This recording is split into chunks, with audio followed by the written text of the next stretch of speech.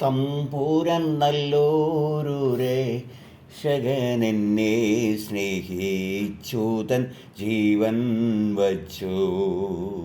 പൊന്നേശു തമ്പൂർ നല്ലോരു രക്ഷകനെന്നെ സ്നേഹിച്ചുതൻ ജീവൻ വച്ചു.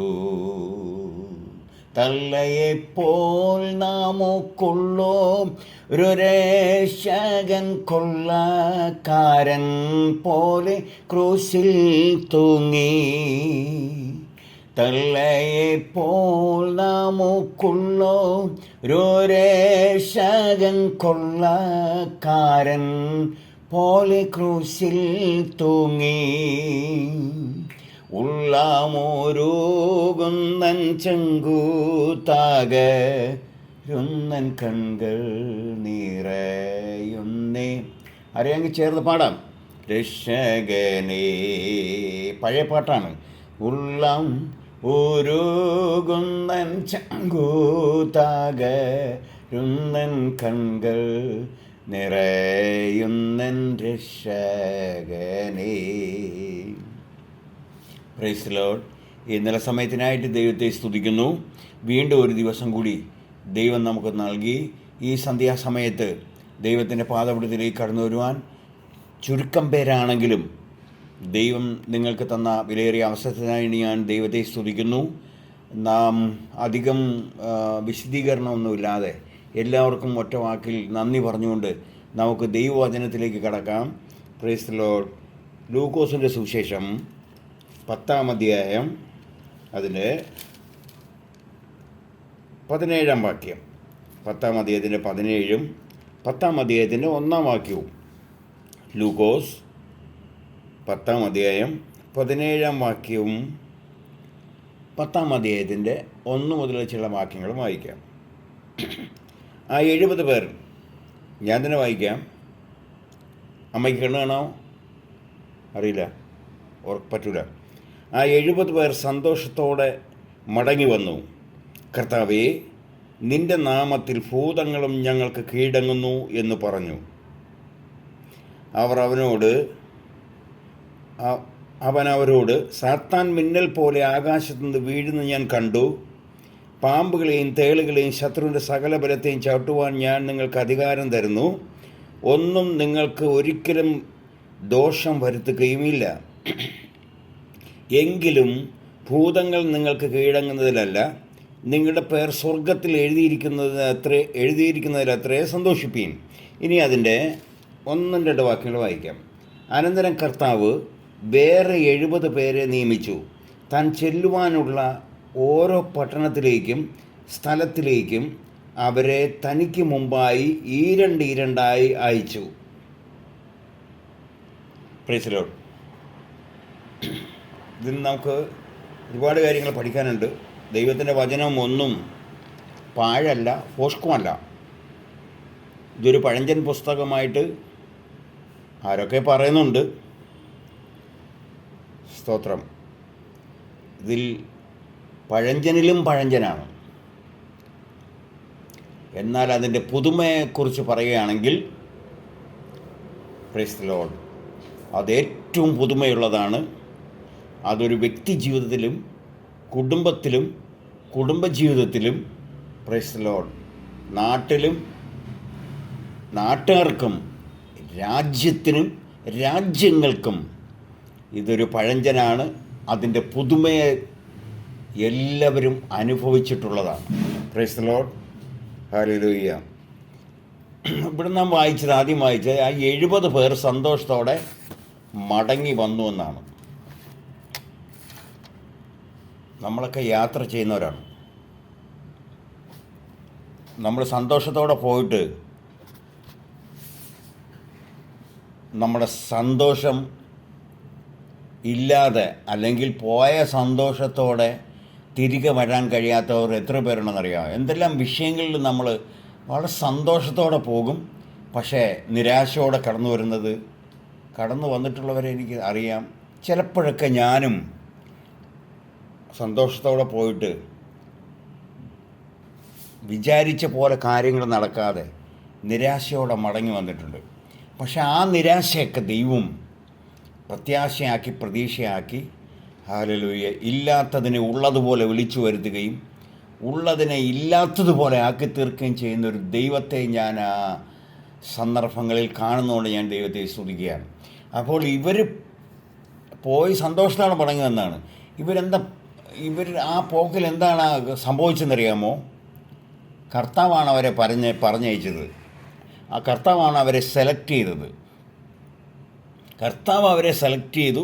കർത്താവ് അവരെ പറഞ്ഞയച്ചതുകൊണ്ട് അവർ സന്തോഷത്തോടെ മടങ്ങി വന്നു എന്നാണ്.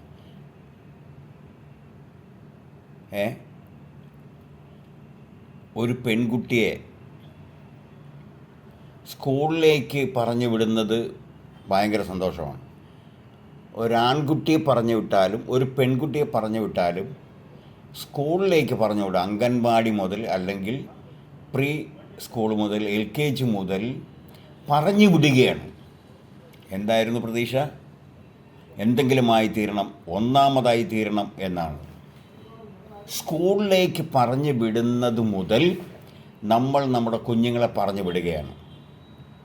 തിരിച്ചു വരുമ്പോൾ നമ്മൾ ചോദിക്കാറില്ലേ, ഇതെങ്ങനെ ഈ ഷർട്ട് ചീത്തയായി, ഈ സ്കേർട്ട് എങ്ങനെ ചീത്തയായി, ഇതെങ്ങനെ കീറി, ഇതിൻ്റെ ബട്ടൺ എങ്ങനെ ഇളകി, ഇതെല്ലാം തിരിച്ചു വരുമ്പോൾ നമ്മൾ ചോദിക്കാറുണ്ട്. പോകുന്ന പോലെ അല്ല തിരിച്ചു വരുന്നത്. ഇങ്ങനെ തുടങ്ങി അവൻ്റെ വളർച്ചയിൽ, അവളുടെ വളർച്ചയിൽ ഒരു കുടുംബത്തിലേക്ക് പറഞ്ഞു വിടുകയും ഒരു പെൺകുട്ടിയെ കുടുംബത്തിലേക്ക് സ്വീകരിക്കുകയും ചെയ്തത് നമുക്കറിയാൻ പറ്റും. അപ്പോൾ ആ പെൺകുട്ടിയെ പറഞ്ഞു വിടുന്നത് നന്നായി ജീവിക്കാൻ, നന്നായി നോക്കാൻ വേണ്ടിയാണ്.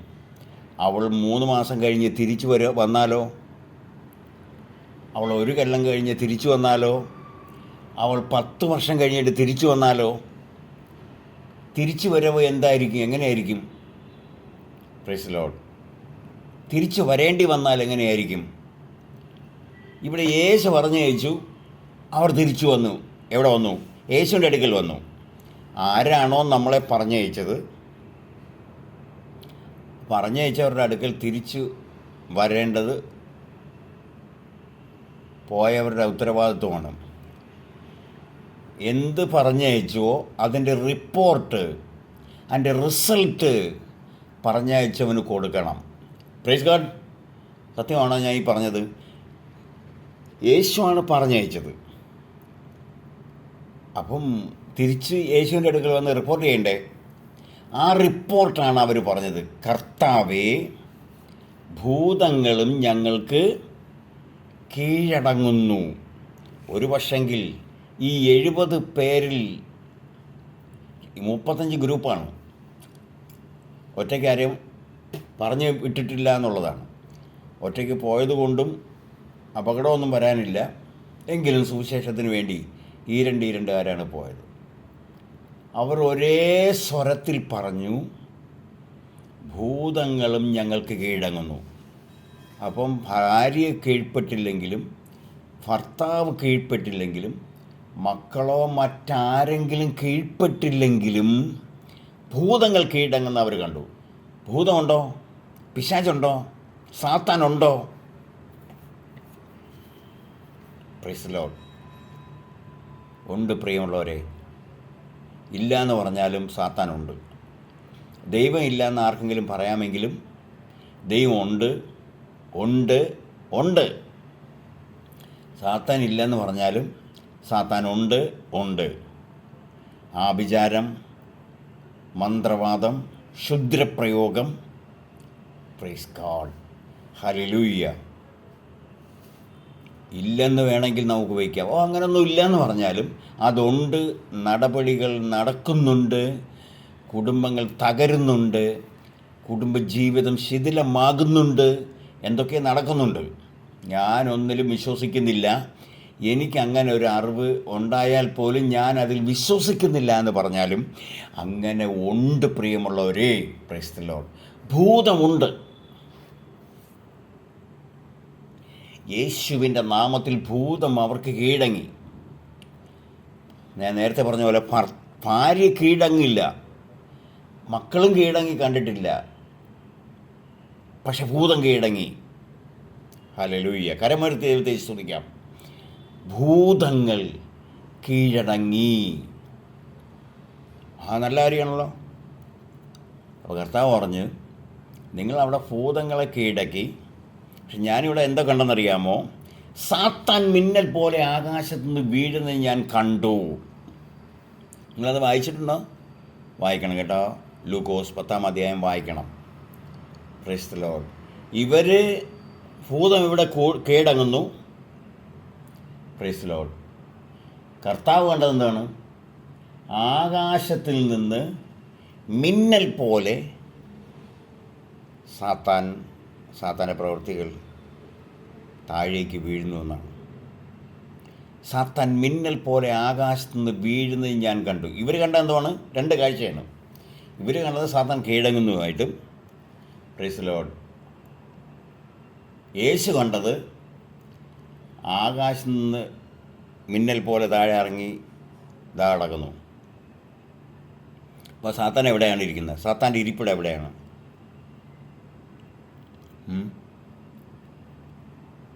ശൂന്യാകാശത്തെന്ന് പറഞ്ഞാൽ ശൂന്യാകാശത്തിൽ ഉള്ളതാരാണ്? കൃത്രിമ ഉപഗ്രഹങ്ങളും സാറ്റലൈറ്റ് സംവിധാനങ്ങളുമാണ്. Praise the lord. 12 കിലോമീറ്ററാണ് വായു സഞ്ചാരമുള്ള പ്രദേശം. 16 അടി തന്നെ കടക്കുമ്പോൾ തന്നെ പ്ലെയിൻ പോകുന്നുണ്ടോ എന്ന് എനിക്ക് തോന്നിയിട്ടുണ്ട്. കാരണം പ്ലെയിൻ നിൽക്കുന്ന പോലെ തോന്നും. അതാണ് ഈ സ്പേസിലെ വ്യത്യാസം എന്ന് പറയുന്നത്. 16 അടി മുകളിൽ കൂടെ പോയ എൻ്റെ പ്ലെയിൻ അവിടെ നിൽക്കുന്നതായിട്ടാണ് എനിക്ക് തോന്നിയത്. പിന്നെ ഈ സാത്താൻ എവിടെ നിന്നാണ് ഇറങ്ങി താഴെ വന്ന് വീണത്? മിന്നൽ പോലെ. ഇവർ യേശുവിൻ്റെ നാമത്തിൽ സാത്താനെ ആ സ്ത്രീയെ വിട്ടുപോ, ആ പുരുഷനെ വിട്ടുപോ, കുഞ്ഞിനെ വിട്ടുപോ എന്ന് പറയുമ്പോൾ അവർ കണ്ടത് ഭൂതം വിട്ടുപോയതാണ്. പക്ഷെ കർത്താവ് കണ്ടെന്താണ്? മിന്നൽ പോലെ സാത്താൻ വീഴുന്നതാണ്. നമ്മൾ വിശ്വസിക്കാൻ പറ്റുന്നില്ലല്ലേ? ഇരുട്ടത്തൂടെ പോകുമ്പോൾ പിശാചിനെ, ഇരുട്ടിനെ പേടി. പ്രൈസ്. ക്ഷേത്രത്തിൻ്റെ മുമ്പേ കൂടെ പോകുമ്പോൾ അവിടെ പേടി. പ്രൈസ്. ഒറ്റയ്ക്ക് യാത്ര ചെയ്യേണ്ടി വന്നാൽ പേടി. സാത്താൻ എവിടെ ഇരിക്കുന്നത്? കാട്ടിനകത്തുണ്ട്.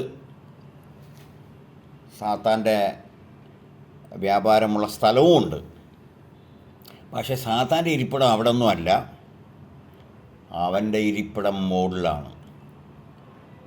അതിന് മുകളിൽ കയറുമെന്നാണ് അവൻ പറഞ്ഞത്. അവൻ താഴെ പോന്നു.